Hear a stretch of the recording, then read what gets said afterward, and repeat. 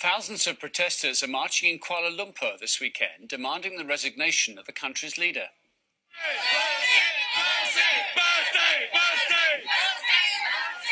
Malaysia's Prime Minister has been accused of siphoning off millions of dollars of public funds into his own personal bank account. He has denied any wrongdoing. Well, Clare Rewcastle Brown is a journalist based in the UK who made first allegations against the Malaysian Prime Minister, and she joins us now from central London. The evidence trail that you've managed to uncover is what? Well, we were able to demonstrate that $681 million went from a bank, Fulcrum Bank, which is an Arab-owned bank in Singapore, into the Prime Minister's personal bank account. And until my blog provided that information, no one in Malaysia appeared to know about this money. And indeed, the Prime Minister's closest political allies were unaware of it. But he's been unable to deny this sum of money went into his account just before the last election. And after a considerable delay, he's come up with the excuse that an anonymous Middle Eastern power apparently provided this as a donation to help him win the last election. And as excuses go, it's a pretty poor excuse, because obviously that raises many more questions about the legitimacy of his election win. He's effectively admitted that he bought the last election with the help of $700 million provided by an anonymous foreign ruler.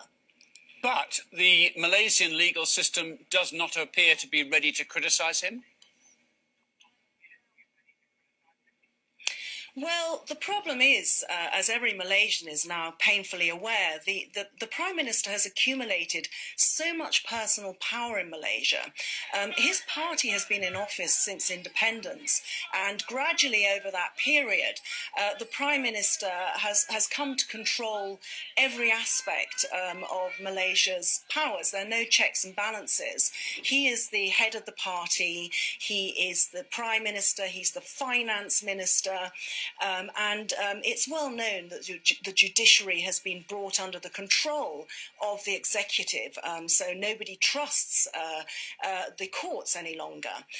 So when this scandal erupted, there were a number of attempts. The Prime Minister actually initiated several investigations, but as those investigations started to get too close to him, frankly, he moved and sacked his deputy prime minister, several of the more vocal members of his cabinet, and indeed he sacked the Attorney General, who had been on the point, I was able to demonstrate, of bringing up a charge sheet calling for the arrest of the Prime Minister himself.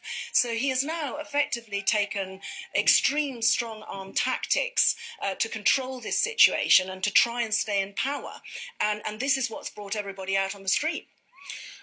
And now this revelation and your journalistic endeavour has not come at no cost. There's talk of an arrest warrant. Do you know what for, and where are we with that? Well, I have some good personal news, which is that Interpol announced yesterday that it was not going to countenance Malaysia's request for a red notice alert on me. They've charged me under their own terrorism laws, actually. They say that I have been indulging in activities detrimental to parliamentary democracy, which, to be honest, I think is what most Malaysians think the Prime Minister's been up to, buying the last election and sacking everyone who tries to get to the bottom of what has happened to the billions which have disappeared from the country's various funds, including the Development Fund, which is 11 billion in the red at the moment. This is part of a much wider scandal that I and other journalists have been working on uncovering for the last several months. There have been all sorts of issues that go back to the Prime Minister's door relating to billions of dollars that have disappeared in public money. You know, I'm a free woman internationally, but I would be very ill-advised to go to Malaysia right now. Does anyone agree with you in Malaysia, or maybe the more relevant point to make, have the strength of character or the fearlessness to say so? Well, you've got an estimated 250,000 people out on the streets at the moment, and the majority of the banners appear to be relating to this particular scandal. I mean, the Berset movement is an established anti-corruption movement and has been operating for several years, but obviously what today's march is focusing on is this particular issue where we have, we've really shown corruption in the highest places, and this is right up at the Prime Minister's door. And this is not just an opposition march. Of course, lots of people are motivated by the fact that the opposition leader who won the majority of the votes at the last election is now in jail, forced in there on trumped-up charges, most people believe, of so-called sodomy.